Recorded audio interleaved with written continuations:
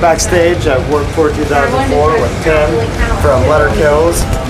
So how about tell us a little bit about yourself, like how you came to be in the band? Okay. The way the band started, and you'll know, Conrad, they'll be familiar with a lot of this. I used to be in a band called Point of Recognition, Right. hardcore band on FaceTime Records, and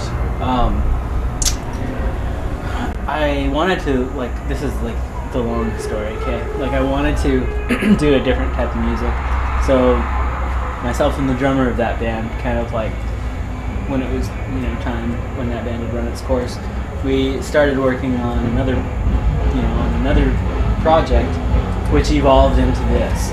So that guy left, and we acquired all new members in Temecula and Murrieta, California. It was myself and Paul, our drummer, and then Matt, we knew from Texas when we used to go out on tour there. We asked him initially to come play bass for us, but by the time he actually got to California, he was also our singer. Yeah. So we were a three-piece for about 2 or 3 months, and then another band from our area was breaking up, and Dustin and Kyle came from that band. And within about 3 or 4 months, from like the first time we actually started playing with electric instruments as opposed to acoustic instruments, we were Letter Kills. We were a 5-piece, and really shortly after we became a 5-piece and got our name and stuff, we were signing with Island Records. So it was like really fast. That whole first 6 months, everything happens really fast, and then from that time until now, we've just been touring and trying to build a fan base. Yeah, because from the bio it said that you guys formed in August 2002. Yeah. And then we were immediately we were signed by the end of that year. So it doesn't happen a lot, but I mean, things just really happen fast. Yeah. What made you choose Island Records? Well, the first label that showed interest we auditioned with them, and they wanted to sign us, and we were like, okay, this is cool, we'll do this. And we went in and took it into a lawyer, and he heard the demos, and he was like, well, this is good, we should show it to a few more people. So we did, and there was a lot of labels that were coming to look at us, pretty much everyone, major labels and independent labels. And we'd play a showcase and we'd be like, dude, like Universal, Virgin, all these labels were coming to see us, and Island was the only label that was like ready to go. They were like, okay, they were on top of it. They had been researching us, prior to all of this hype, and we chose Island because it was like they were ready to go. It was a good A&R guy at the label. He had a lot of success with his bands in the past, and so we just felt like that was the guy and that was the label. It was not really, it wasn't a tough decision. It was super easy. Like yourself being a Christian, and is it hard to balance your beliefs with the secular views of the tour? I don't know. Like maybe if I was younger, it would be like that. But I'm like I'm okay with who I am. Yeah. You know what I mean? Like it doesn't really matter to me what anybody else does. It's kind of like it's not really gonna shake my tree. You know what I mean? So how does your Christianity come out in the band? Well, it comes out in like really practical ways. Like if I get in an argument with my bandmates, then I obviously should do the right thing and like take care of it in the right way. Or with other people, it's like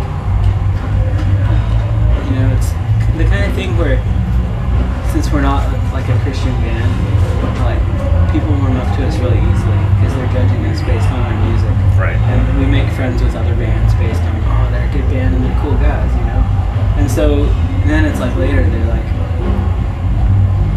that when you get to be closer with these people, then it comes out, what you believe, and you can have like actual conversations.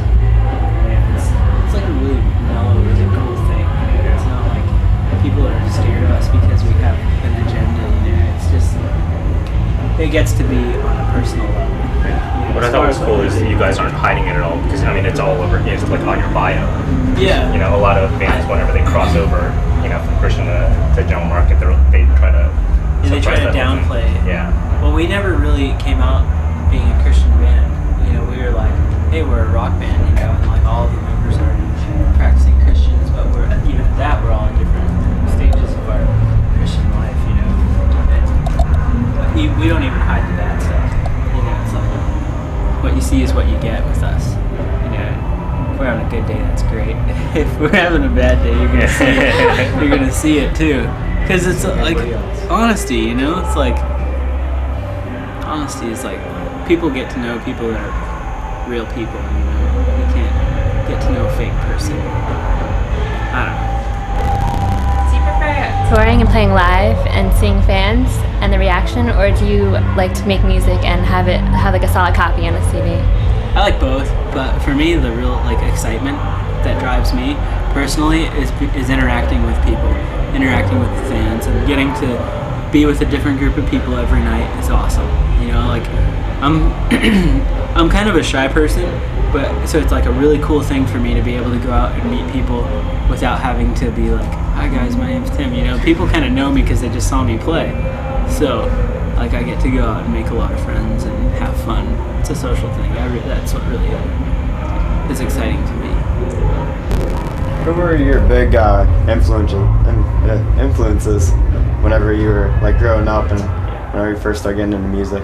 I played like acoustic guitar in church and stuff when I was like a little kid, but when I was like 12, I was introduced to the electric guitar and Iron Maiden and Judas Priest and Motley Crue and all of that stuff, Guns N' Roses, and that's kind of like the stuff that I learned to play around. You know, it's like that's the first stuff that I guess that's what shaped my musical direction as far as guitar playing. No Master of Puppets. No, I wasn't like really big into like Metallica. I mean, I like them, but like I was more into like Motley Crue and not so much the thrash, you know, stuff like that. So how are you guys gonna avoid the sophomore slump?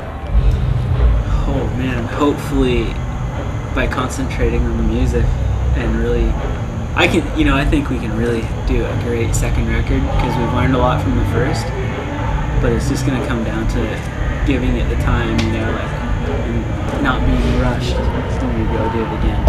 How much time are you touring versus writing now? Well, we all try to write independently to keep the idea, you know, to keep the creative process going. We're always like writing on the bus and stuff like that. Hopefully when we get into pre-production, which is probably going to be like another year, a year and a half, 2 years down the road, we'll have a lot of good ideas, I hope, by that time.